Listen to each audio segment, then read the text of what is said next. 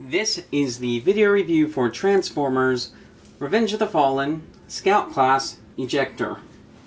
And this guy is a toaster. And he's a pretty neat little guy. He even has a little plug on string with prongs. 4 pieces of toast can go in him. And yeah, I like this guy quite a bit. He has a fairly well compacted alt mode, though far from seamless, and a pretty... It's not obvious from just looking at the guy, but a pretty straightforward transformation. And there's not much you can do in this mode besides not make toast. And actually, one thing I've thought about is if you cut off this little tab here that this comes out of, and you lay it like this, you could potentially put in a lot of epoxy sculpting here and make a figure that turns into an Xbox. And you could even actually log into that in a little bit. To transform him, you'll pull up the top here, and that'll get it out of the way. Rotate these down, they become his legs. Rotate these around and fold out his little toesies. Around and toesies.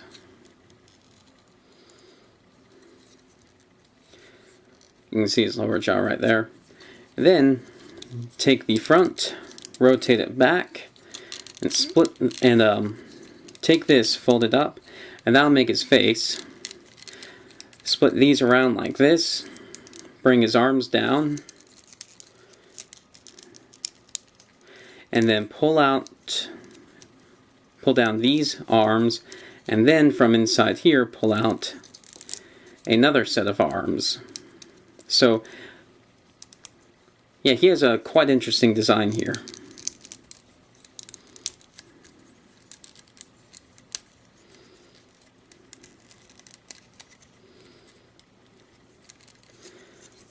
And then push this back onto his back, and he gets his cord as a little tail.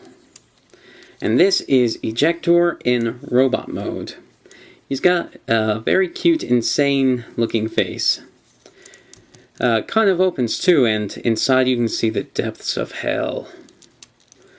You can tell he just wants to eat your babies. And if you don't have any, then he will want to. He does have some stability issues, but a lot of it is just he has these kind of weird looking feet. A lot of it is just making sure that they're under its center of gravity. And once you get that done, he does stand fairly well. And I was talking about him, about being able to do a custom to turn him into an Xbox transformer.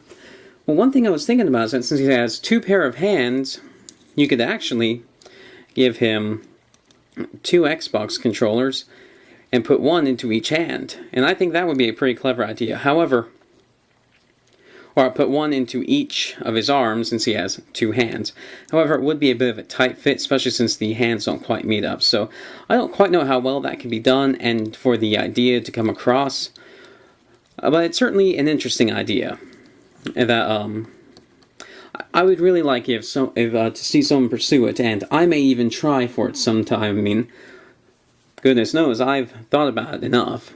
In this mode, he has the articulation of this moving, which acts as him being able to look up and opening the mouth. His arms go around like this at the shoulder and out a little bit. These arms just go up and down, and these arms are on the hinge up here and rotate on the ball joint that's on the hinge. So you can actually get a fair amount of posability out of these, especially since the thumb's not posable, but the fingers are. So there's a fair amount of posability in each arm. The legs go forward, back, out a little bit. Digit to grade leg, so a knee here can rotate down here, and the toes here can move. So a fair amount of posability, with some amount of kibble getting in the way. But with such a small figure that turns into such a compact thing, that's not... It'd be hard to avoid that. And yeah, those are my thoughts. Do I recommend him? Do I like him? Oh yes, I do. I recommend him and I like him. He's a very interesting design and very charming. Thank you for watching.